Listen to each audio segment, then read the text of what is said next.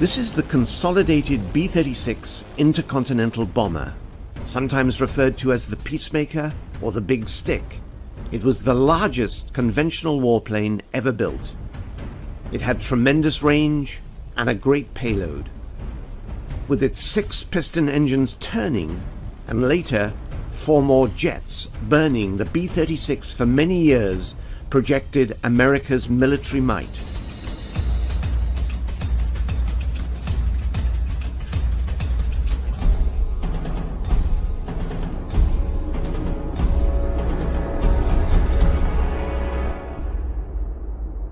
It was a monstrous airplane. It had 6 engines, and they were pusher props. Now later on they hung jet pods on the ends of the wing, but the early models were all piston engines, pushers. It was a huge airplane, and it was designed then to carry atomic weapons.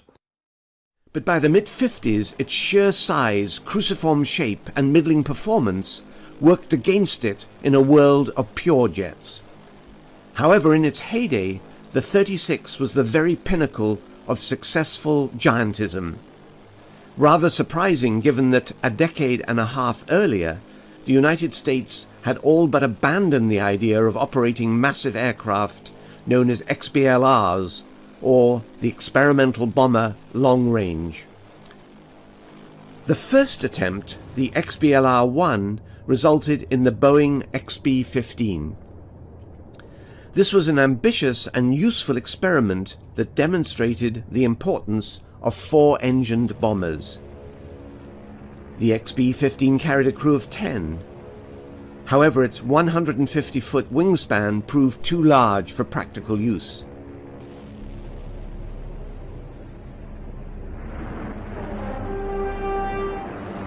But Boeing's next offering, the XB-17, which followed a year later, perfectly met the needs of the Army. Despite the Army Air Force's decision not to proceed with the XB-19, the political mood in 1938 was undergoing a sea change. With the acquisition of total power by the Nazi Party, American military planners had to contemplate a scenario of German domination of Europe, including Britain. In America in 1938, the question being secretly asked was what if Britain did fall? Perhaps the only way of striking back at the Axis powers in Europe was with the once dismissed experimental bomber Long Range. The XB-LR-2 came together as the XB-19, somewhat bigger than the XB-15, and in fact bigger than any other aircraft in the world at that time. It was to be built by Douglas Aircraft in California. However, by the time the B-19 first flew, the Battle of Britain had already been won, when a few hundred pilots of RAF Fighter Command were just able to halt the Nazi juggernaut. Notwithstanding these events, the B-19 project continued. Some indication of the project's size can be gained from the scope of its planning. The XB-19 required no less than 4 acres of drawings, 500 engineers, and more than 2 million hours of R&D and construction. The wings on their own had a 212-foot span and were over 1/10 of an acre in actual size. The wings also held 4 giant engines. Each one had more than twice the power of those on the B-15 predecessor. The B-19 even had its own hoists for changing the 16-foot propellers, and was able to lift its own massive engines on and off the wings. Each wing contained a lighted passageway, enabling crew to reach the engines in flight. The 2 massive main tires were 8 foot high, and each was of 24 ply, using 150 miles of rayon cord and 3 miles of steel wire. All of the flying control surfaces were so large that they could only be operated via power-assisted devices. The rudder alone took up an area of 237 square feet of movable surface. To communicate within such a large aircraft, it was necessary to install a 24-set telephone system and a loudspeaker cum fire alarm warning device. And to enable missions of up to 3 days and accommodate at least 13 crew, it was necessary to have a galley, a wardroom, as well as a bunk room. Such were the proportions of what Douglas liked to refer to as their hemispheric defender. In theory, this behemoth flying machine could fly more than 1/3 of the distance around the world without refueling, perhaps reaching parts of Europe and the return trip too.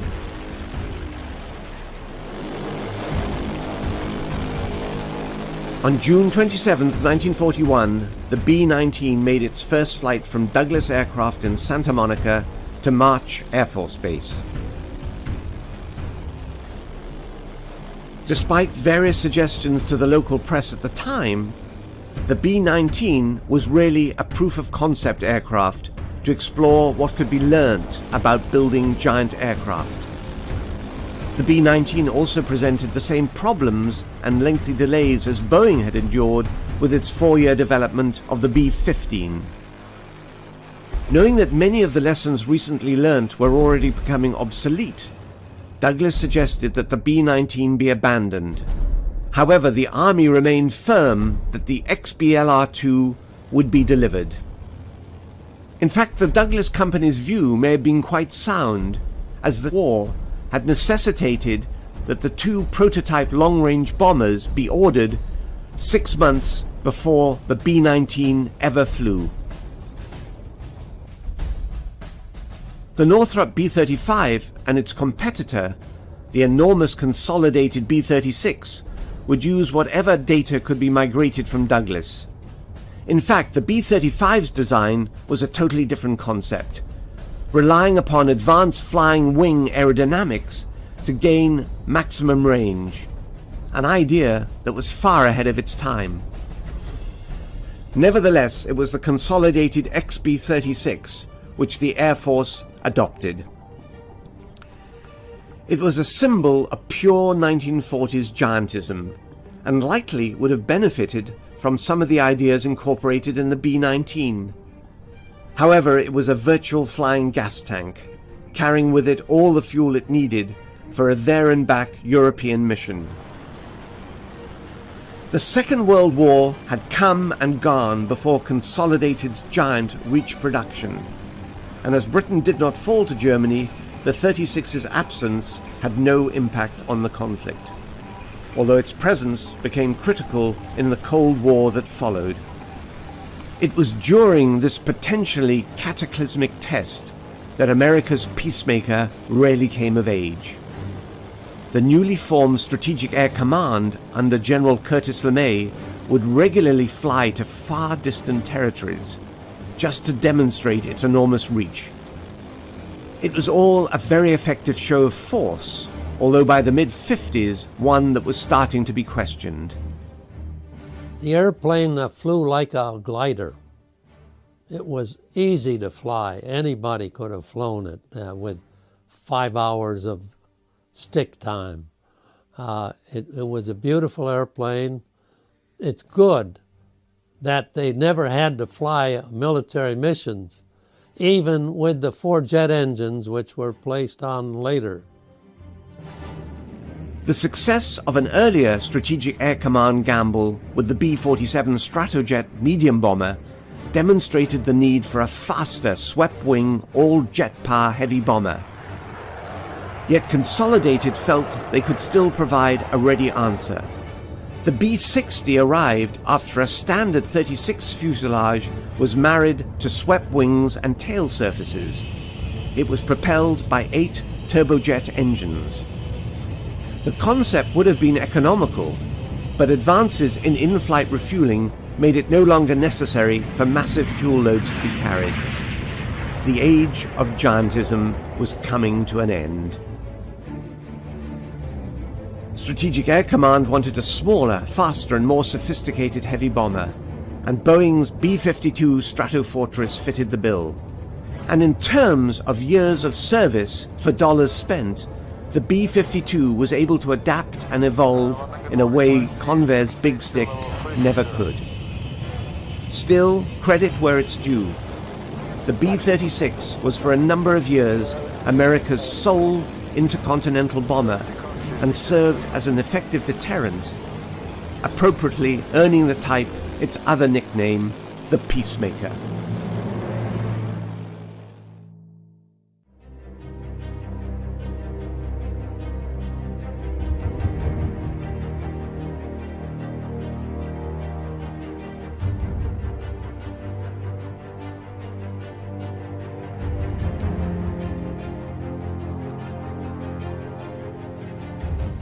It was during the early 1900s, when America was starting to emerge as a world power, that the first Roosevelt made his prophetic statement on international diplomacy. He advised to talk softly, but carry a big stick. Half a century later, when the United States stood as the world's champion against communism, its big stick was undoubtedly the Convair B-36 long-range bomber. Although this mammoth aircraft was to serve throughout the 1950s, it could actually trace its origin back even before America entered the Second World War.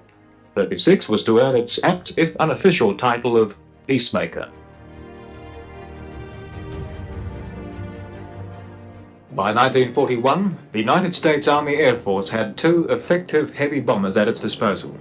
They were the legendary B-17, designed by the Boeing Company. This superb four-engined aircraft was to serve throughout the war, and the heavily armed later versions were understandably known as the Flying Fortresses.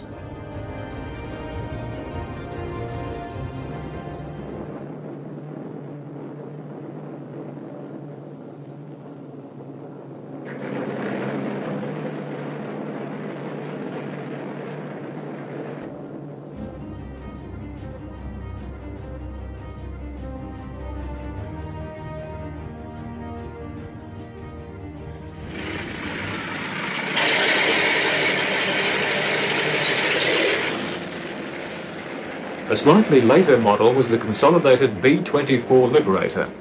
The Liberator featured an advanced tricycle undercarriage which permitted higher speed landings, and the design saw service in all theatres of the war. However, the larger, bulkier fuselage enabled some models to be converted into transports, making the B-24 one of the most versatile aircraft in the American inventory. The Liberator, like the 17, was also heavily defended, and it was also able to fly slightly higher than the Fortress.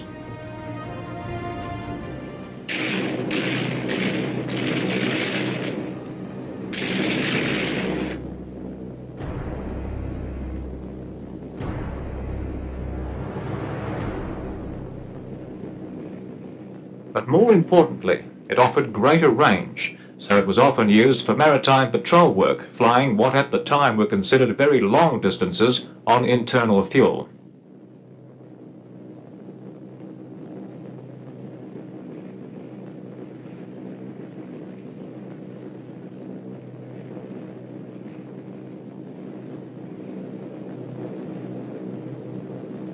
However, the B-17 and the B-24 were only able to make the trip from America to Europe one way. In 1941, the Army Air Force also had on order another bomber, ultimately able to fly still higher and further than those preceding it. Another Boeing design, the B-29 Super Fortress, was undoubtedly the most powerful bomber to see service throughout the entire conflict. But even though several hundred were on order, there was not even a single prototype in the air. A second backup concept should the B-29 fail in any way was the Consolidated B-32 Dominator. This aircraft was not produced in any great numbers, but it did provide a reassuring alternative to the Super Fortress's phenomenal capability. However, in 1941, it too could only be seen on the blueprint. By the middle of that year, continental Europe was in Nazi hands as the German juggernaut enjoyed success after success.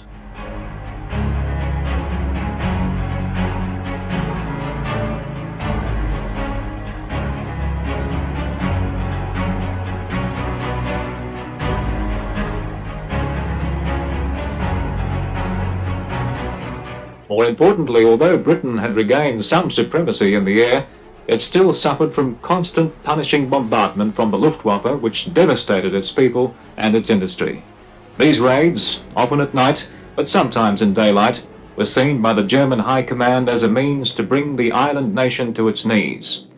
The burning question which American tacticians struggled with was simply, what would happen if the US was brought into the conflict and the sole remaining Allied base in Europe was to be lost to Germany?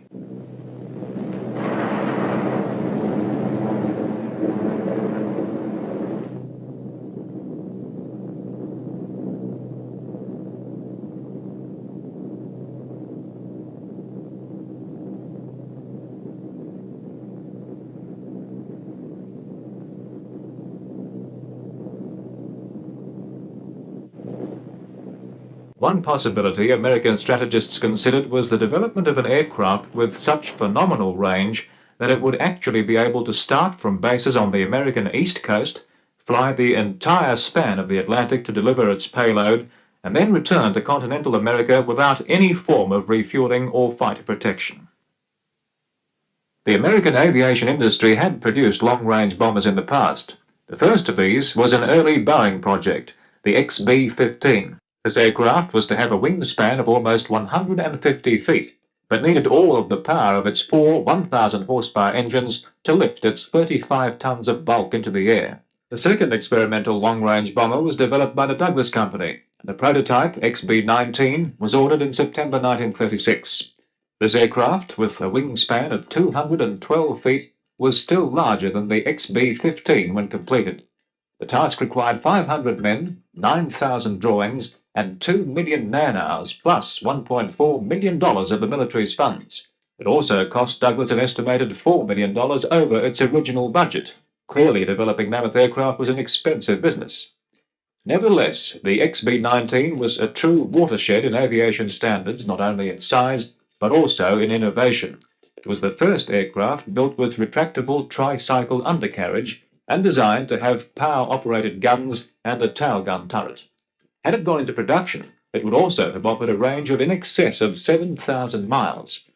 The information gained from the XB-15 and 19 projects, knowledge of the inadequacies of the aircraft inventory in the early 1940s, and the looming prospect of having to wage a European war from American shores, the American Defense Department contemplated the problems of producing an extra long-range heavy bomber to do the round trip across the Atlantic.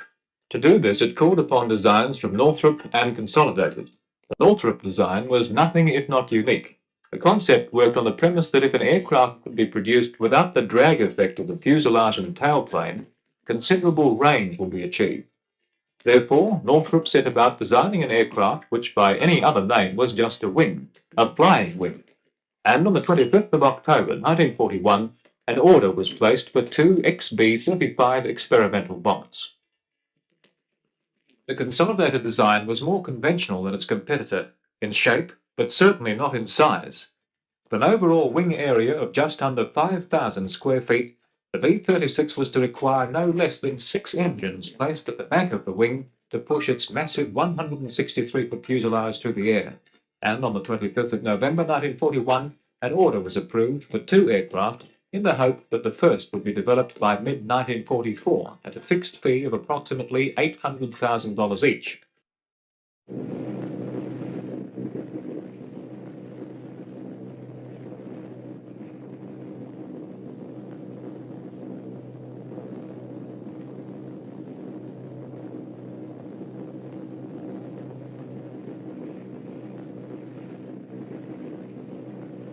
As it happened, the much-needed bomber bases in Britain were never denied to the Army Air Force, and as a result, the standard B-17 and B-24 heavy bombers were able to attack Axis targets from 1942 onwards. Delivered in their thousands, the fortresses and liberators were to wrench a terrible price from the enemy. The longer distances required by the Pacific theater were amply met by Boeing's B-29. Especially after the capture of the Mariana Islands in mid-1944, which gave the superfortress the stepping stone which enabled the Air Force to reach the heart of Japan. But it was one particular B-29 with one particular bomb that was to bring the Second World War and much military aircraft development to an end. Two exceptions to this were experimental long-range bombers ordered only weeks before American involvement in the conflict, but never given sufficient priority until the war's end, and need to deliver a new weapon, never perceived in the tactician's wildest dreams 4 years earlier.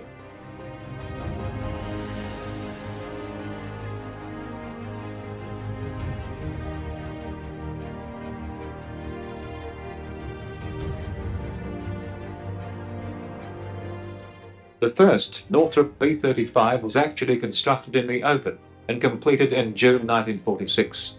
This clever design, which was the source of controversy for many years, was powered by 4 pusher engines and was intended to carry a crew of 9 in the pressurized center section, for its shape barely allowed the word fuselage to be applied.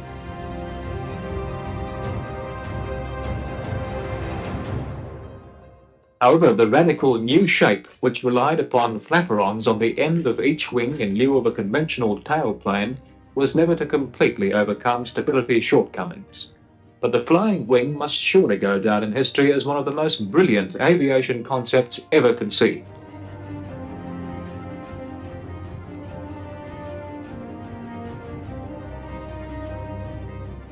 The first XB-36 was wheeled out of the experimental hangar just 6 days after Japan surrendered, but it was to be August 1946, nearly 5 years after it was ordered, before the Peacemaker was to be ready to fly.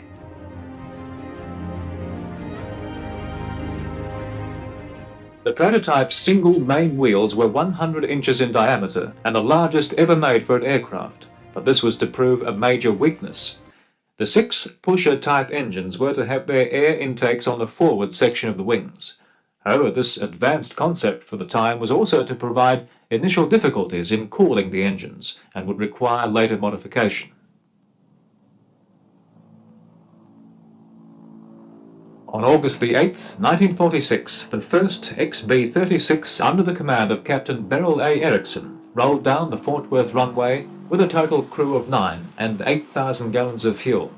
At exactly 10 minutes past 1 in the morning, he lifted Convair's giant aerial masterpiece into the air for the first time. It was the biggest plane ever to fly, even in Texas.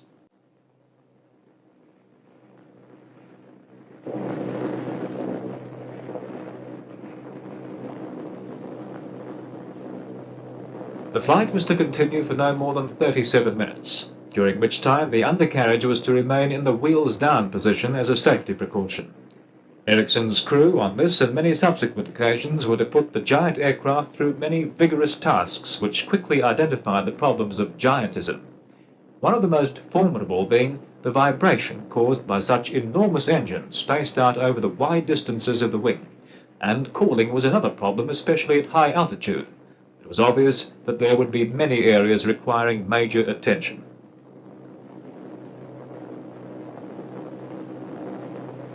But perhaps the most fundamental was the simple concept of the massive wheel arrangement which limited Convair's bomber to runways at least 22 inches thick, and as there were only 3 of these available anywhere in America, clearly an answer needed to be found, and found quickly.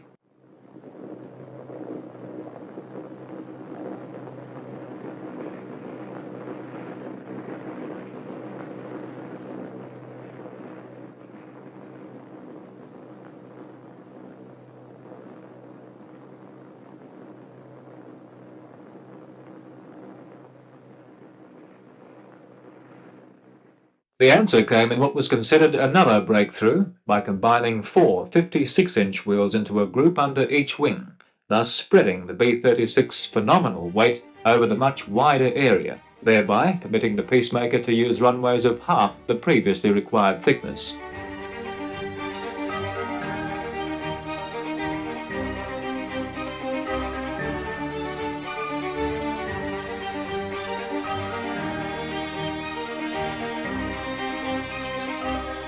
Very early in the B-36 concept, Convair could see the potential of utilizing its enormous wings and tailplane for the transport version of the Peacemaker's commercial cousin, the XC-99, which was ready for its maiden flight in November 1947. Still larger again than its bomber counterpart, the 99 was assembled at Convair's San Diego operation, but with wings and other common parts shipped across the nation from Fort Worth.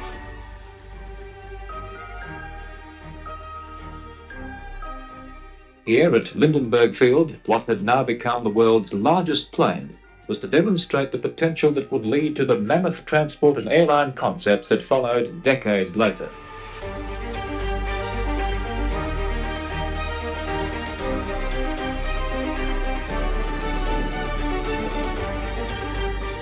The 99 was to attract considerable attention by Pan Am, who seriously considered a civil version for the west coast of Hawaii run, and actually took out options on 3 such aircraft, but as predicted, the early post-war airline boom was not to transpire for many years.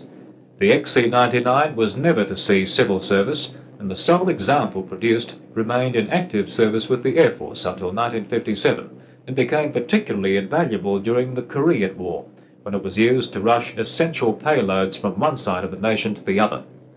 This aircraft too had to be modified with a new undercarriage system, but when it was, it proved extremely versatile and had, if required, the potential to lift 400 fully equipped troops. Yet, practically, it was just too soon for its time.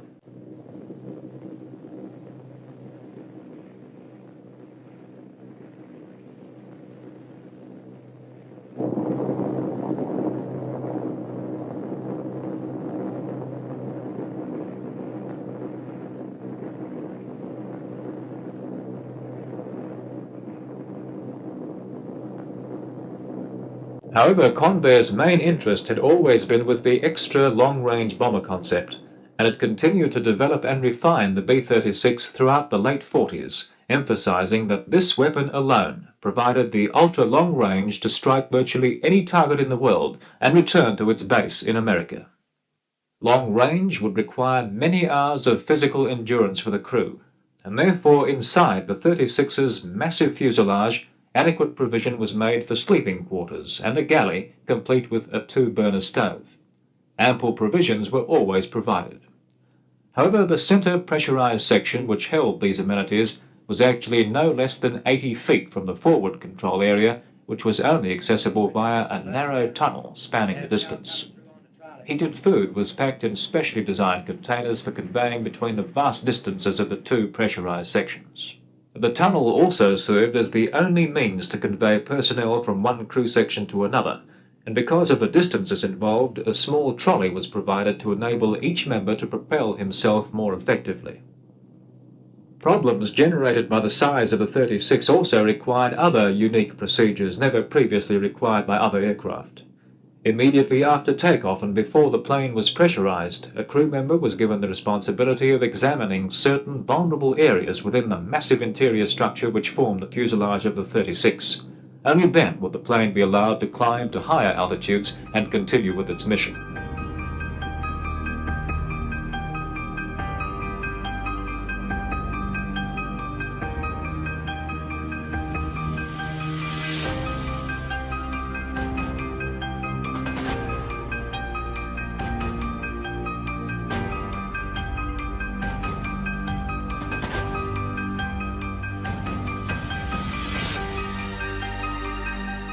Other problems in dealing with the size of the 36 came to light. There was the question of how to service each of the massive aircraft, which was so big that special outdoor hangars had to be constructed so that only the essential parts could be accessible.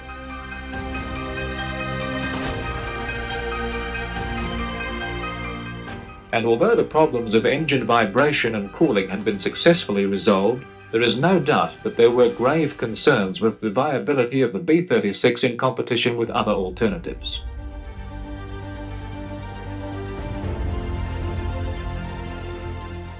Firstly, the project's original competitor, the Flying Wing, had been upgraded to an all-jet aircraft, replacing the 4 propellers with 8 turbojet engines. Northrop hoped to increase the speed and viability of its quite brilliant concept, which utilized unique flaperons, shown here at the end of the wing, to make up for the absence of the conventional tailplane.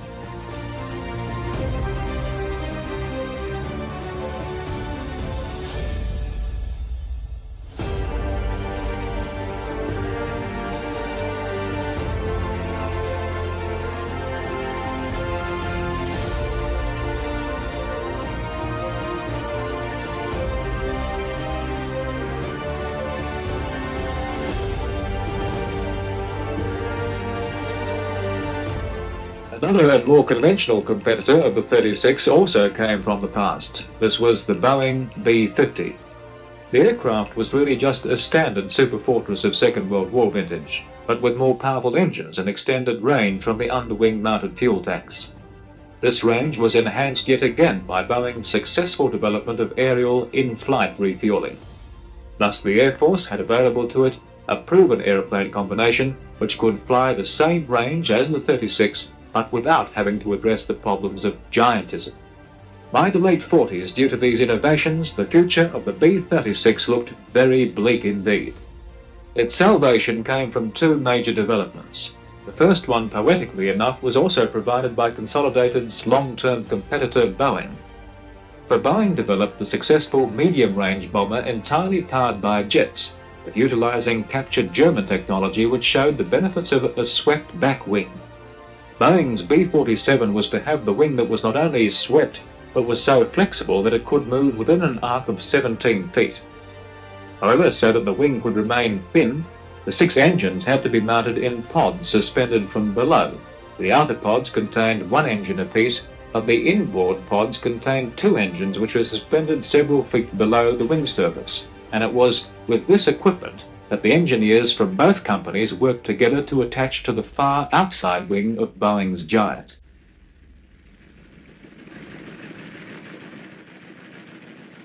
With 6 turning and 4 burning, the 36 was at last, in part, entering into the jet age.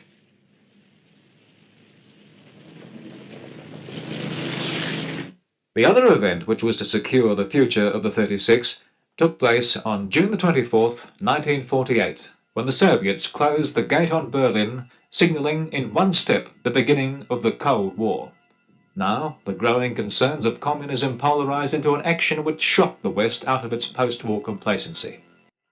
As NATO forces now found they were confronted with a potent adversary, in a matter of days the need for an intercontinental bomber had gone from hypothetical to the very real. At this stage, there was no one plane in the world able to fulfill the long-range potential of the Convair Giant, and rather than cancellation, orders for the Peacemaker were actually increased. As concern continued, the importance of America's Strategic Air Command, which was responsible for long-range bombing, increased considerably, and it was ultimately placed under the direct command of General Curtis LeMay. LeMay had an impeccable Second World War record. It started with his early involvement in the European bombardment with the Army Air Force. It continued to when he took command of the Pacific operations and the B-29 bombardment of Japan. Considered one of the great strategists in American wartime experience, he also supervised the Berlin airlift and was now seen as the most qualified person to bring the Strategic Air Command, including its fast-growing fleet of 36s, to the highest possible state of readiness. Under LeMay's iron leadership of SAC, the American public took comfort in the fact that, although they now no longer had a monopoly on atomic weaponry, that at least they had what was probably the best platform for delivery, the B-36.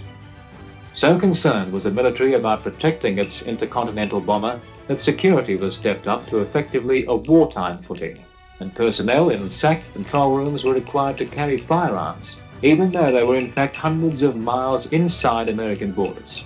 The concern to protect America's big stick even required mechanics servicing the engines to carry firearms whilst they worked.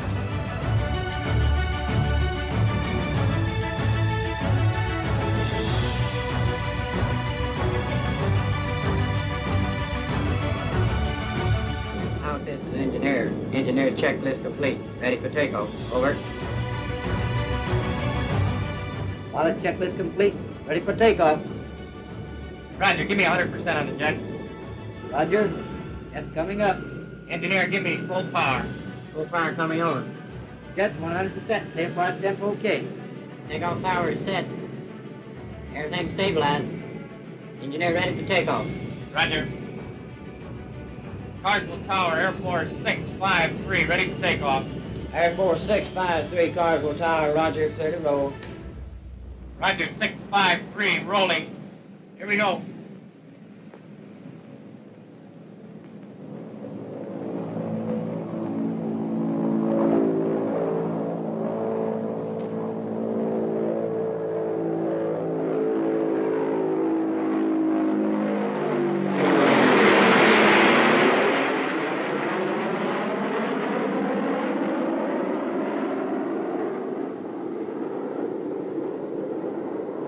Engineer, give me climb power. Roger.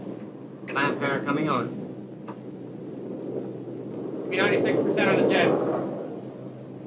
Roger, 96% on the jets.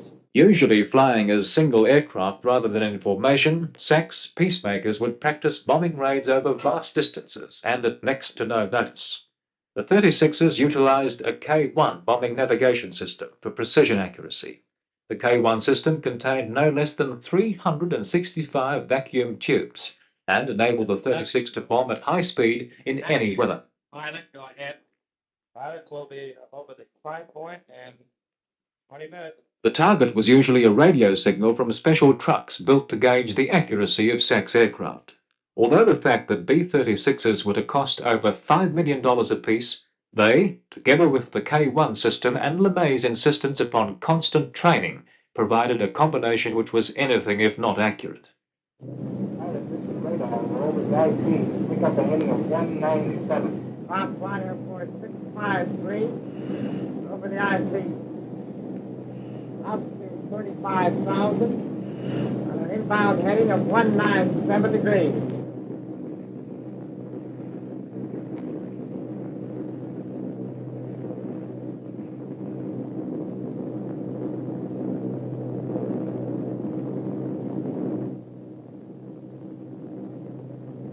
Bomb Flight Airport 653. 30 seconds to go. The bomb's away. 5 seconds to go, bomb flight. Don't switch coming on. The pencil in the plotter's hand represents the plane moving over the graph scale towards the target. Bombs away.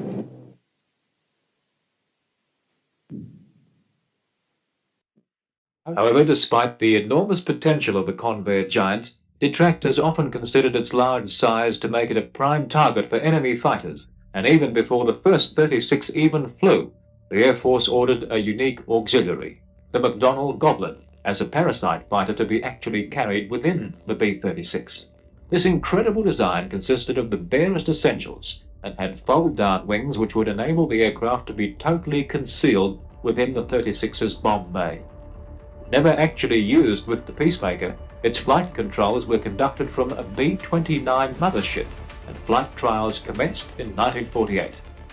In August, with test pilot Ed Scorch secured in the cockpit, the Goblin was launched by a trapeze mechanism from the B-29. The pilot successfully flew what must be one of America's most remarkable fighters. However, when Scorch came to reconnect the Goblin hooked to the trapeze, turbulence lifted the little fighter, and the mother plane mechanism broke the canopy and wrenched the oxygen mask away from the pilot. But Scorch was just able to regain control and crash land this tiny fighter.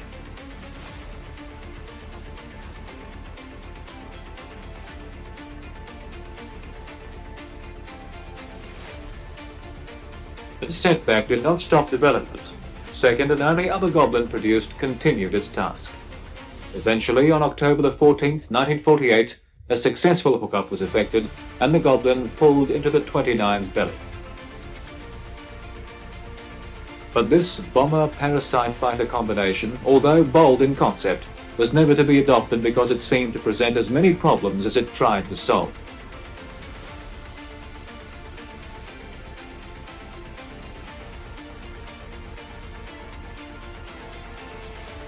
However, a later Parasite project involving the B-36 was the Ficon fighter conveyor concept. This program began in 1952 and involved mating up a Republic F-84 directly underneath a modified Peacemaker. There was no intention of fully consuming the F-84 within the mothercraft.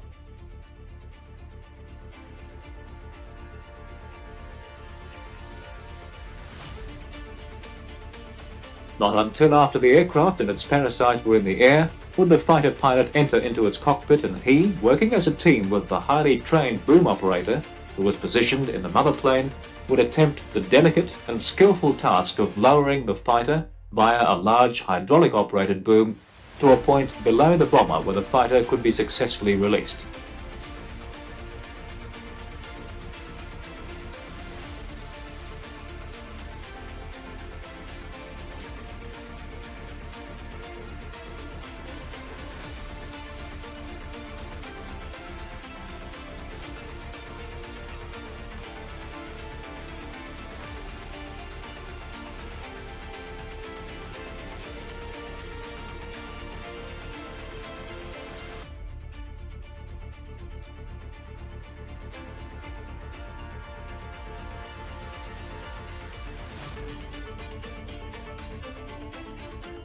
This task actually proved very successful, and the process of recoupling, although requiring great skill, was perfected to a fine art.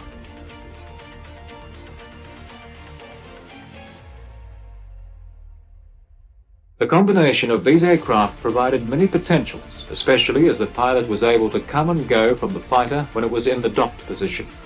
In actual fact, the Ficon mission was really perceived more to extend the reconnaissance capacity of the B-36. The F-84, either in its straight or swept wing form, was an extremely versatile aircraft. And although SAC employed it as its own fighter aircraft, there is no doubt that it could perform the role of an effective fighter bomber, as it demonstrated so capably over Korea.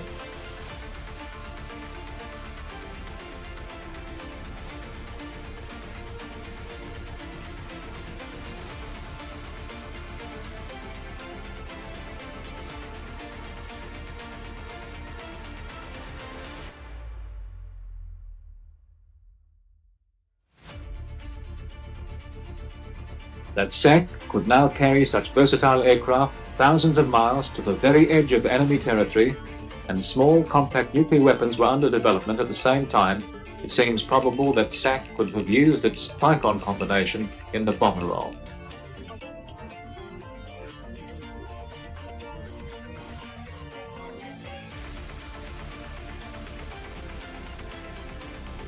By the middle 50s, the B-36 was fully developed and deployed at various SAC bases around the nation.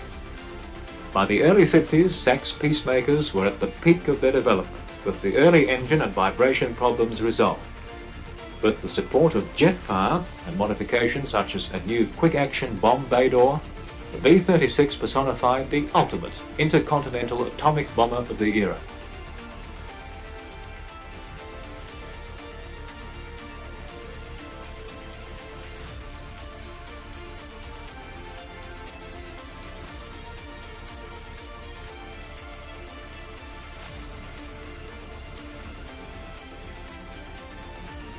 But despite the technical success of the project, it still was to continually suffer from political and inter-service criticism.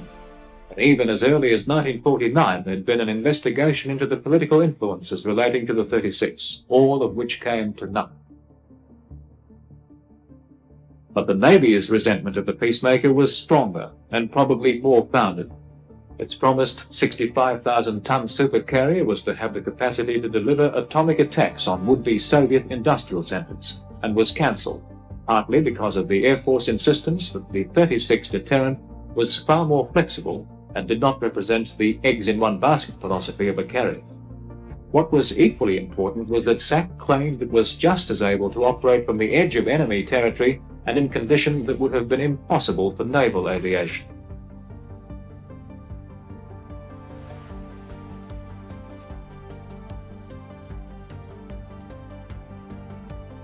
To demonstrate their point, B-36s were to regularly fly from their home bases in central USA to the very edge of Soviet territory.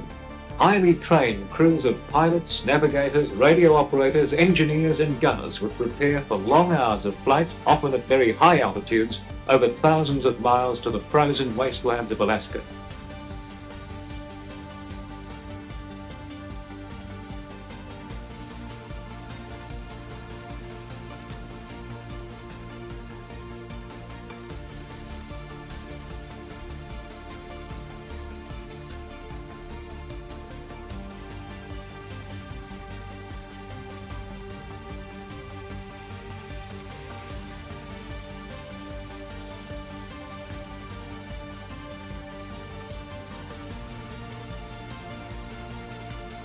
These men would know that once into the Arctic region, should their aircraft fail and crash land, and some did, there was very little chance of survival in the sub-zero and uninhabited wilderness. Against these prospects, the roar of the Peacemaker's 6-piston and 4-jet engines must have sounded far more a blessing than a curse.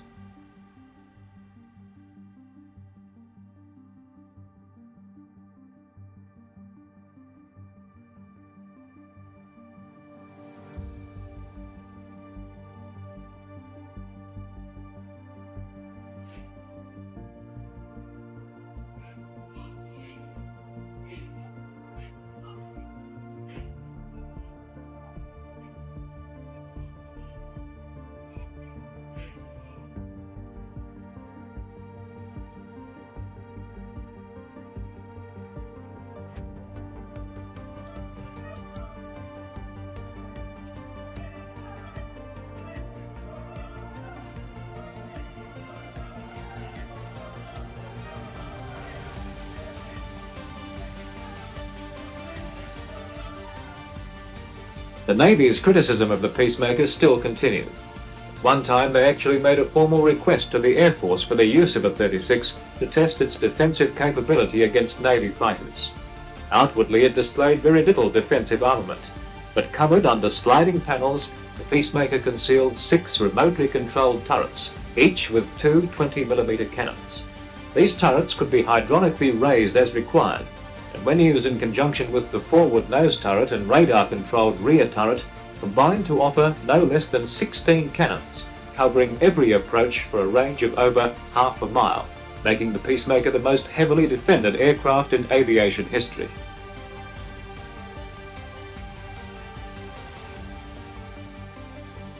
Erickson Air Force Base in Alaska was a point to which many B-36s on exercise would travel. Here, Peacemaker's captains would land their massive aircraft, never knowing beforehand just what weather conditions would prevail as they made their approach. For some, the function would be little different than that at Offutt, thousands of miles away. But with the weather constantly changing, for others following close behind, visibility would be close to zero, testing the pilot's skill and resolve to the limit.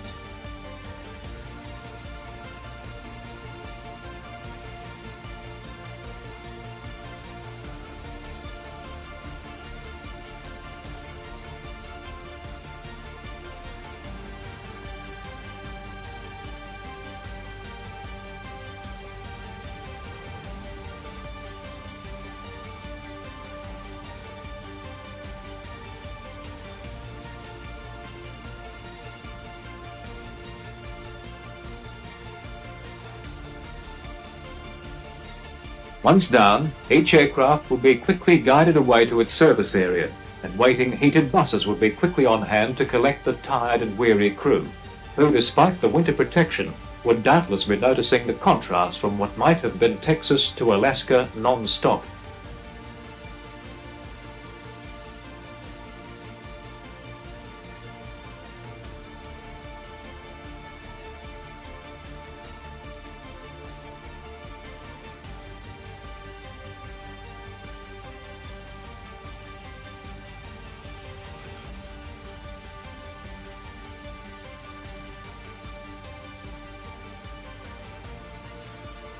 So cold was the region that if aircraft had been standing for anything more than a short time, the engine would require supplementary heating, mainly through the giant air intakes, to ensure the equipment was not frozen solid.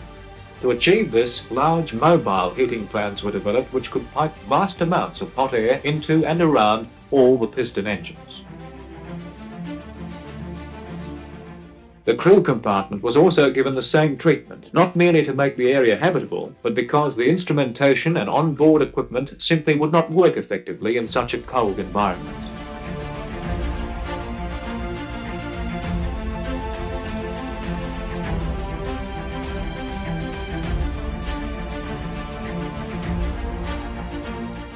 Refueled and ready to go, 36s would again brave the cold Arctic sky on the way back south, leaving the area to its natural inhabitants. But the real purpose of these exercises was to demonstrate that from Alaskan bases it would be just as easy to turn northwest to Soviet territory and deliver the devastating cargo around which the 36 was developed.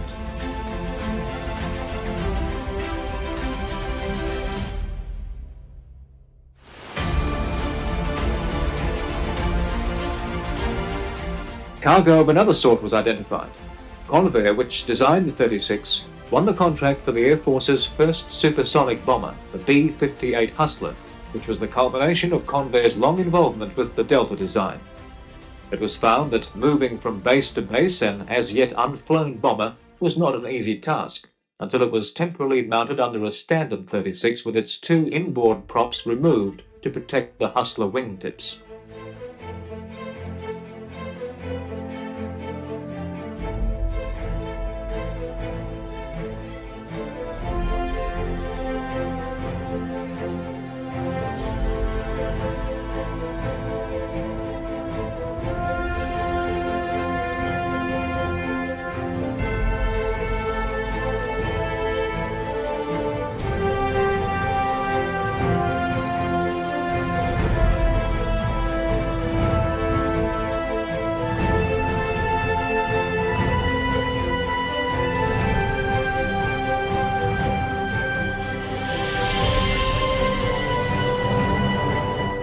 Perhaps this image symbolizes beyond all else the difference between the two generations of aircraft.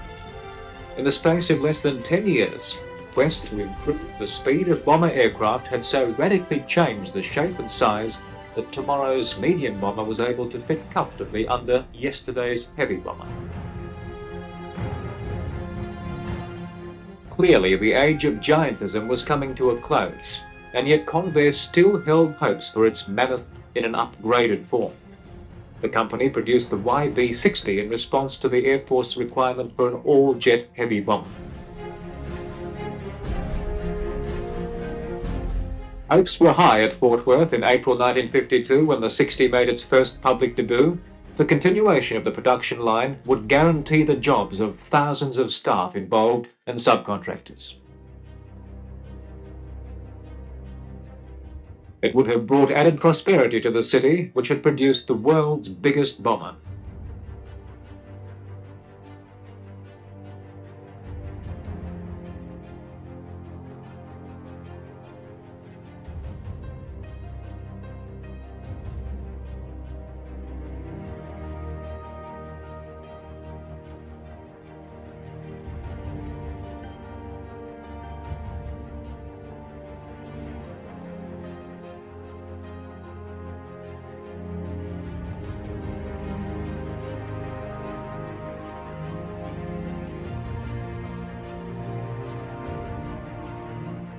The YB-60 was virtually a B-36 with new, fully swept wings and tailplane.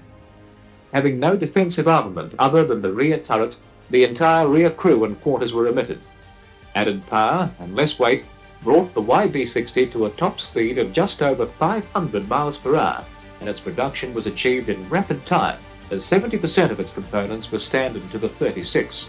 Two such examples were ordered by the Air Force to test the concept, but only one was to actually fly.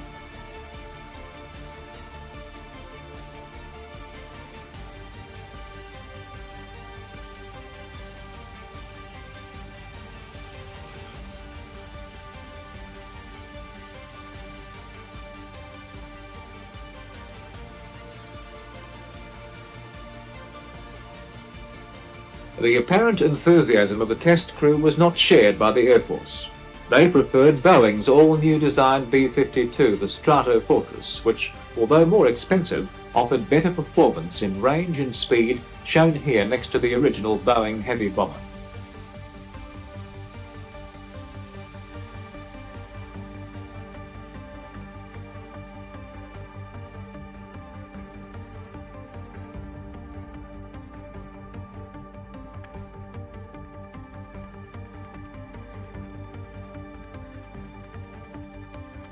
On August the 14th, 1954, at a ceremony at Convair's production line in Fort Worth, the last B-36 was handed over to the Air Force.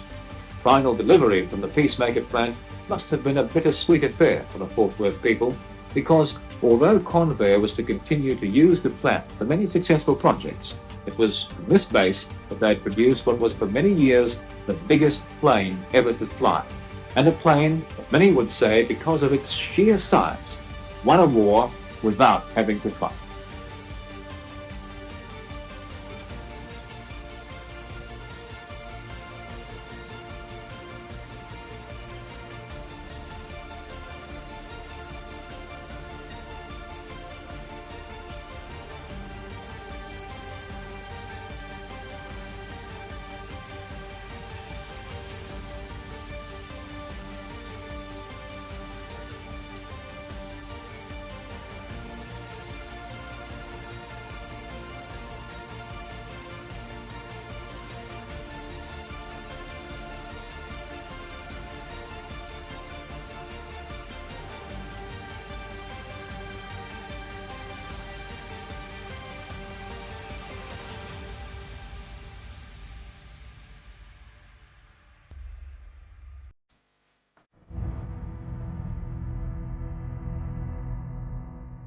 Sometime after midnight on the 14th of February 1950, a Convair B-36B, United States Air Force serial number 44-92075, assigned to the U.S. Senate's Bombardment Wing, Heavy, at Carswell United States Air Force Base in Texas, crashed in the northwestern British Columbia on Mount Colleget after jettisoning a Mark IV nuclear bomb.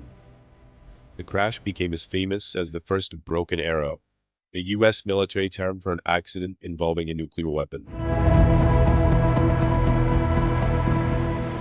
Questions swirled for decades about whether the bomb was really detonated over the ocean, or whether it went missing somewhere in the Canadian wilderness. The B-36B had been en route from Ellison Air Force Base near Fairbanks, Alaska, to Carwell's AFB, more than 3,000 miles southeast, on a mission that included a simulated nuclear attack on San Francisco. Convair B-36B 44-92075 was flying on a simulated nuclear strike combat mission against the Soviet Union. The Convair B-36B, codenamed Peacemaker, was the first true intercontinental bomber capable of carrying nuclear weapons to any part of the world. The U.S. Strategic Air Command was eager to test the new planes with a real payload. The aircraft carried a Mark IV atomic bomb, a weapon comparable only in size to the nuke dropped on Nagasaki in 1945, containing a substantial quantity of natural uranium and 5,000 pounds, or almost 3,000 kilos, of conventional explosives. After months of lobbying, SAC leaders were able to convince the Atomic Energy Commission to lend them a Mark IV atomic bomb without its plutonium core necessary for a nuclear detonation. The B-36 took off on the 13th of February 1950 from the Eielson FAB with a regular crew of 15 plus a weaponeer and a bomb commander. The plan for the 24-hour flight was to fly over the North Pacific, due west of the Alaska Panhandle in British Columbia. Then the plan was to head inland over Washington State and Montana. Here, the B-36 would climb to 4,000 feet, or 12,000 meters, for a simulated bomb run to Southern California and then to San Francisco. It would continue its non-stop flight to Fort Worth, Texas. The flight plan did not include any penetration of Canadian airspace. But things didn't go as planned.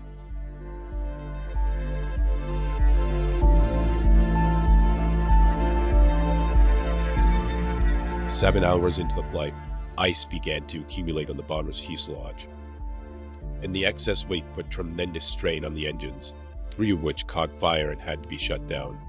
The subsequent investigation blamed ice buildup in the carburetor air intakes. With only 3 functioning engines, the B-36 began to lose altitude at a rate of 500 feet per minute. Captain Beryl A and his crew acted quickly. Their first order was to ditch the atomic bomb, following military protocol to keep nuclear weapons or their components out of enemy hands. However, when Barry's co-pilot hit the salvo button to release the bomb, nothing happened. He then hit it a second time, releasing the bomb bay doors and dropping the Mark IV over the Pacific, where, according to the crew reports, its conventional explosives were detonated and the bomb destroyed. The USAF later stated that the fake practice core on board the aircraft was inserted into a weapon before it was dropped. Barry subsequently set the failing plane's autopilot to steer it on a course towards the open ocean, while he and his crew parachuted into the darkness over Princess Royal Island on the coast of British Columbia.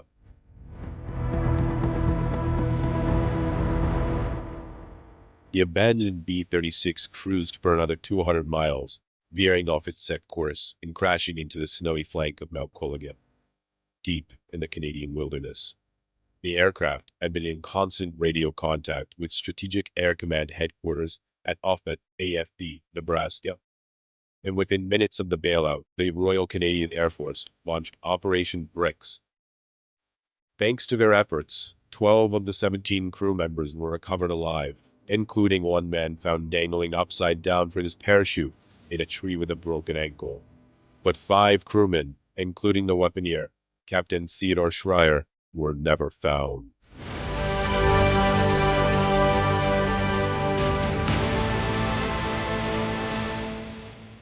The 5 crew members lost were co-pilot Captain Theodore F. Schreier, navigator Captain William Phillips, bombardier First Lieutenant Oliel Askell, Gunner Staff Sergeant Neo A. Straley, and finally Gunner Staff Sergeant Albert W. Pollard. One of the 5 deceased, the weaponeer, was rumored to have been recovered 4 years later in 1954 at the crash site. The remaining 4 airmen were believed to have bailed out of the aircraft earlier than the surviving crew members, and it was assumed they landed in the ocean and died of hypothermia. Canadian authorities were never told that the aircraft was carrying a nuclear weapon. The U.S. military interviewed the crew, who each agreed with Captain Bery's report that the Mark IV was safely detonated before the crash. Meanwhile, the search continued for the wreckage of Flight 2075. The only way to confirm if the airman's story was true, the U.S. Air Force search team couldn't find a trace of the downed plane and assumed it had been crashed into the Pacific.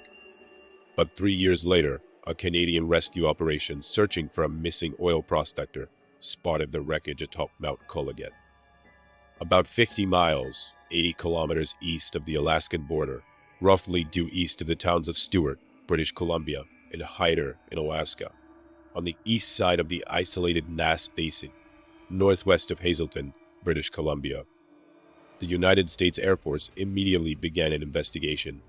A team was sent in September 1953, as effort was given a high priority, but then they failed to reach the site after 19 days of trudging through the wilderness. Finally, in August 1954, a small demolition crew reached the downed B-36 and proceeded to strip the plane of any classified equipment and destroy it. Theories proliferate about the lost nuke. Were there clues in the wreckage that the bomb had in fact been released prior to the impact? In the absence of definitive proof, rumors began to swirl about the true fate of that lost nuke. At the epicenter of these rumors was Captain Schreier, the missing weaponeer. First, there was a rumor that a body was found with the wreckage on Mount Colliget. What if it was Schreier's? The weaponeer was a former airline pilot and could have attempted to fly the plane back to Alaska when the others had bailed out. A second claimed that Captain Bery had seen the bomber turn sharply soon after he had leapt into the midnight sky. The story began to circulate that the bomb never left the plane, and that Schreier died trying to get it back to the safety of the Air Force Base. None of the rumors were confirmed by the military.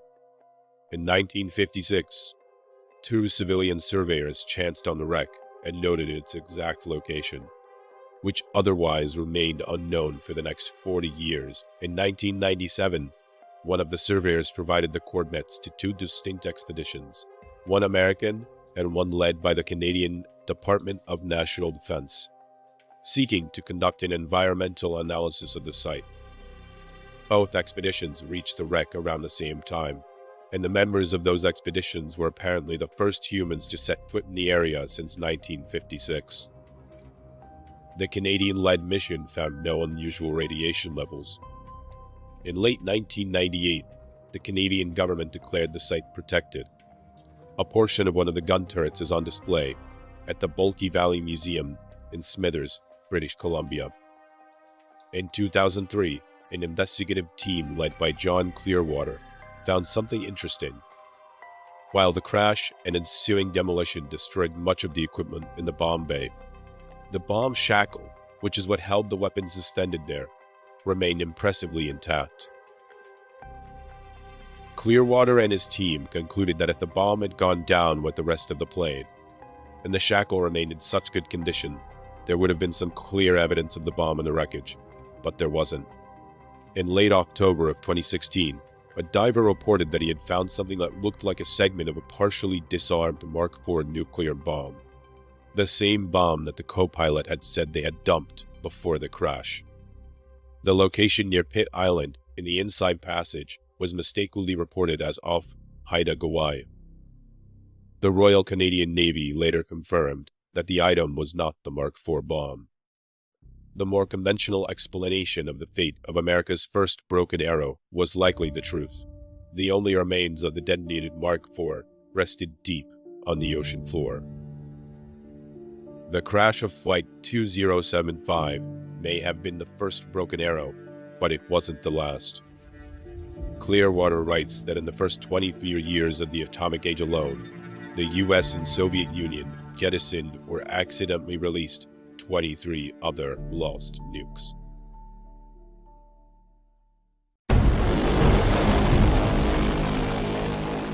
This is the Consolidated B-36 intercontinental bomber, sometimes referred to as the Peacemaker or the Big Stick.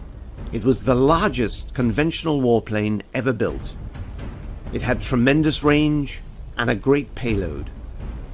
With its 6 piston engines turning, and later 4 more jets burning, the B-36 for many years projected America's military might.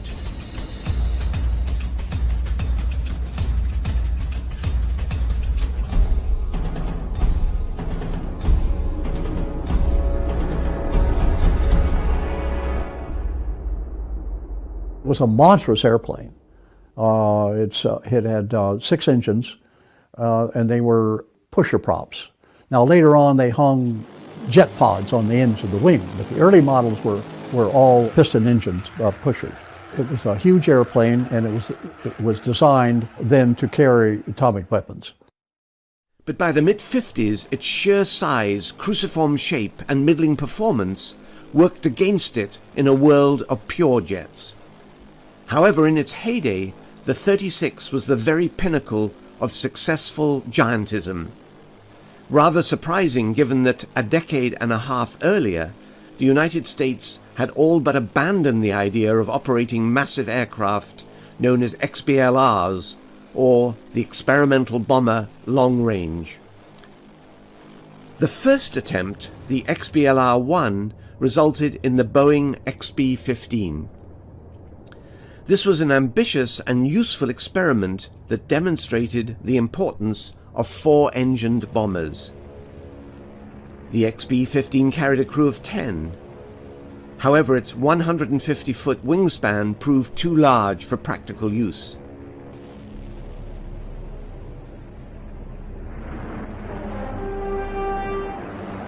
But Boeing's next offering, the XB-17, which followed a year later, perfectly met the needs of the Army.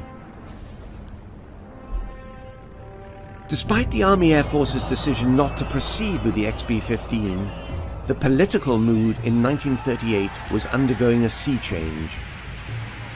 With the acquisition of total power by the Nazi Party, American military planners had to contemplate a scenario of German domination of Europe, including Britain. In America in 1938, the question being secretly asked was what if Britain did fall? Perhaps the only way of striking back at the Axis powers in Europe was with the once dismissed experimental bomber long range. The XB-LR-2 came together as the XB-19, somewhat bigger than the XB-15, and in fact bigger than any other aircraft in the world at that time. It was to be built by Douglas Aircraft in California.